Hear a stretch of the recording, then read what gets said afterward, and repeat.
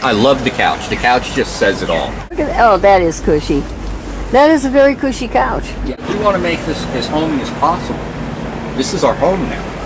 And that's a major part of why we're on the outside of this building, is because there is no place for the homeless to go.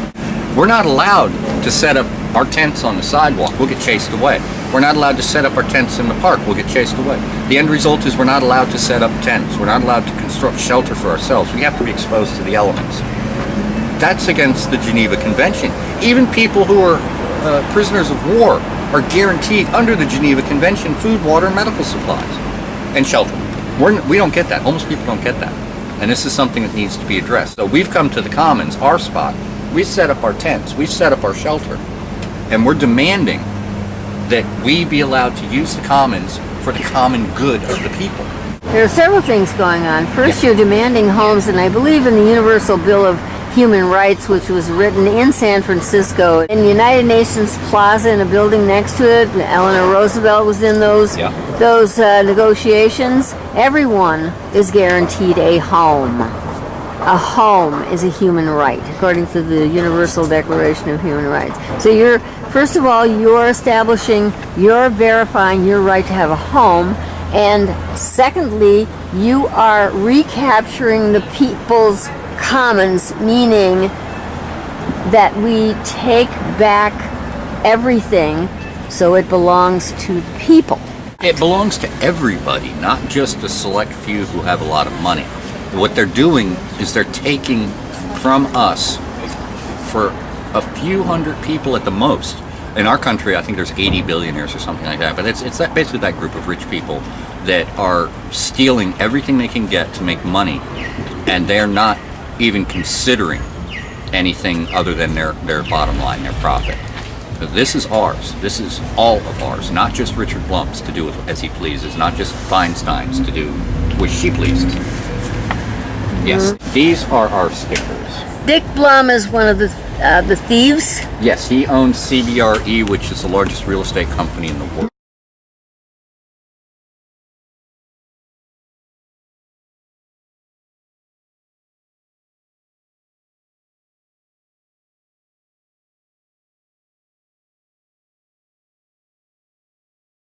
How is Dick Blum involved with the post office? Dick Blum gets to represent the buyer and the seller in these deals. He gets the exclusive right to sell the properties, and I believe he gets them at a serious discount so that he can sell them for whatever he wants to his friend and keep the difference. I've heard that he's getting them at 20% of the value, but I haven't verified that yet.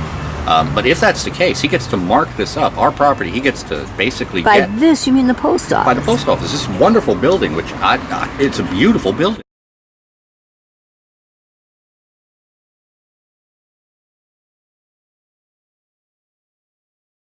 It's worth millions, but he's going to get all the money. The people aren't going to get the money, but they're going to play like they're going to take that little bit of money that he's sold it for and give it back to the post office to fix the post office, because we know how broke they are. The reason the post office is broke is because of House Resolution 6407.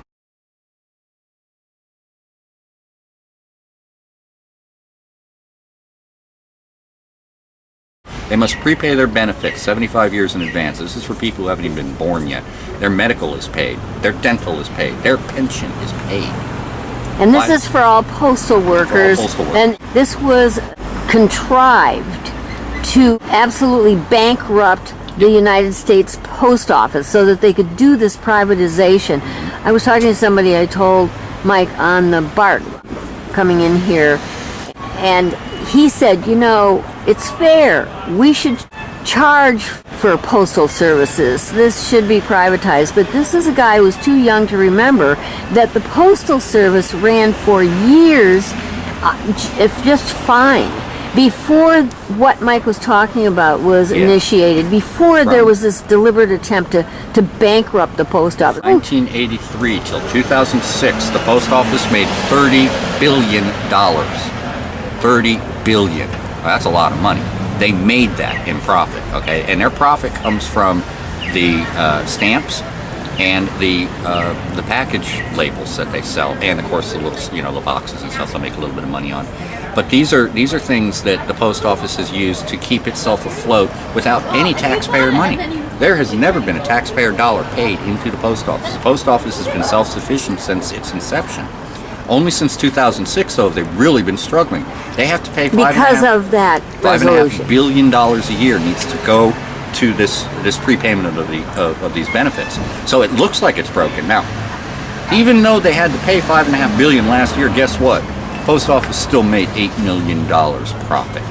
Okay, this year they didn't make the payment, so this year they're broke. This gentleman told me that the post office is broke. Everybody knows the post office is broke. So the real reality is? The post office is not broke. The post office could be profitable if they remove the House resolution. Okay? The post office didn't need to have its buildings sold. Once the buildings are sold, people aren't going to get those buildings back. And some of the historical landmarks that they've sold have been razed, have been totally left abandoned. Some of them, they won't even, they failed the inspection. So they just shut them down. They're not going to try to fix them. They're using the failed inspection as the excuse to keep them shut down in some locations. So they're using everything they can use to start removing the buildings. And if they can get rid of the buildings, then the infrastructure starts to crumble, and then the post office really won't be able to function. As of right now, though, it can still function. But they're trying to get rid of, the next thing is the Saturday delivery, which I strongly disagree with. That's step one in breaking the letter carriers union. Right. If they can get that taken care of, then they're going to they'll increase the hours. Let's see if I get this right. They're going to increase the hours from 8 to 10 to make up for the Saturday loss of hours. But they're also considering, or what's being talked about is after you get the 10-hour day, then they're going to start moving back to an 8-hour day for 4 days a week or 5 days a week or whatever. And they're going to end up slowly moving the hours out until they get down to 32 hours for the postal people. Once they hit 32 hours, do they have to pay benefits? They become part-time then. They become part-time, exactly. And there is a group of part-timers and junior letter carriers. I believe the junior letter carriers start at $16 an hour, whereas your regular letter carriers start at a little bit over $25 an hour. Mm-hmm. So there's already things going on that are reducing the payroll for the post office. The other thing that they've done is they've brought in a lot of immigrant workers who are coming from countries that making $16 an hour is wealth. It's a lot of wealth. Mm-hmm. So these people, number one, have come into the country and gotten a really good job. Number two, don't know the history of the union, don't know the sacrifices of the people from way back when that they made. So they're not likely to stand up and fight. They're going to take their job, collect their paycheck, and if they lose their job, they've been sending money home. They've got a plan. They can leave the country, go back to where they came from, and be living a really good life.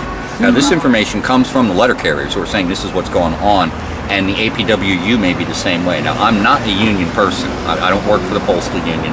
I'm just trying to figure out a way to keep living wage jobs going and to increase minimum wage across the board, to bring attention to the fact that $8, $10, $12 an hour, you can't afford to live in this country.